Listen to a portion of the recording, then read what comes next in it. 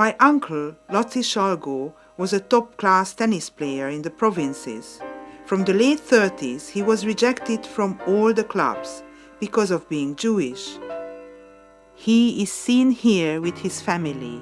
Most of them died in the Holocaust.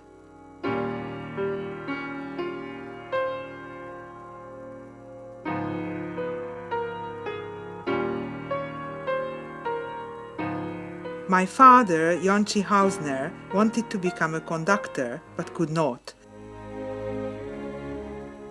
The number of Jews taken on in universities was restricted.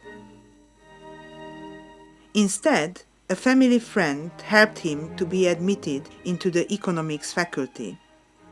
His colleagues from university are seen here with him. In 1944, my father had to join a Jewish labor camp in Hungary. He was exempt until then because he was studying. The work involved digging to build roads and ditches and maintaining railways.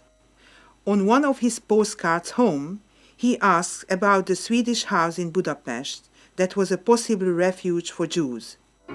Then, in late 1944, the deportation from the labor camps started. My father escaped from the cattle train that was taking him through Budapest and probably on to Poland. És akkor oltári vita bontakozott ki a vagonon belül, amiben voltunk, hogy megszökni vagy maradni. Na mostan volt, aki azt mondta, hogy nem, parancsot kell teljesíteni, addig vagyunk biztonságban, míg őriznek minket, és így tovább. És én meg azok között voltam, akik azt mondták, hogy innen meg kell szökni, mert ez egy óriási lehetőség mindenki. Péterke Ickovics was my aunt's son, seen here, aged 5. This is an amateur film of a similar age child just before the war who suffered a similar fate.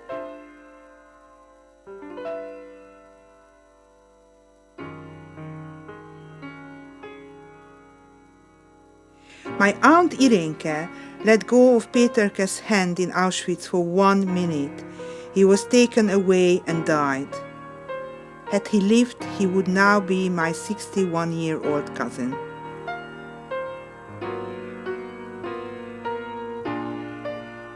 My father's father, Dezső, was a grain trader and a member of the Hungarian Stock Exchange. Here he is with Teri, his wife, and children on the Margit Island in Budapest. One day, in the winter of 1944, he went to the Jewish Council and to buy some bread. He never returned. He was probably shot into the Danube. My grandmother, Teri, died 16 years ago from cancer of the throat. Her last wish was to disappear. "Teri, Grandma, we need a place to go and see you," we joked with her. Unconsciously, we were trying to evade the meaning of her request. "I want no grave," she said. "So, where would you like your ashes to be scattered?" we asked. "Nowhere," she replied, and handed us a letter. "Your grandfather and I loved each other very much. I also lost my dearly loved 2 brothers and the son of one of my brothers, whom I loved as if my own son. All disappeared without trace. I also want to disappear without trace. I want no notice, no gravestone, no goodbye." She had never said a word to us, her grandchildren, about her pain. We showed the letter to the director of the hospital. He was a deeply religious Christian and a good friend. He understood. She was last seen in her bed when she died. Her body then disappeared forever. While she lived, she gave us her warm messages of love, beauty, culture, and hope. She must have lived with suppressed anger and continuous mourning. She never healed internally. My father and his sister could not help. They too were hurt and numb. My heritage is remembering her silence and her final silent scream.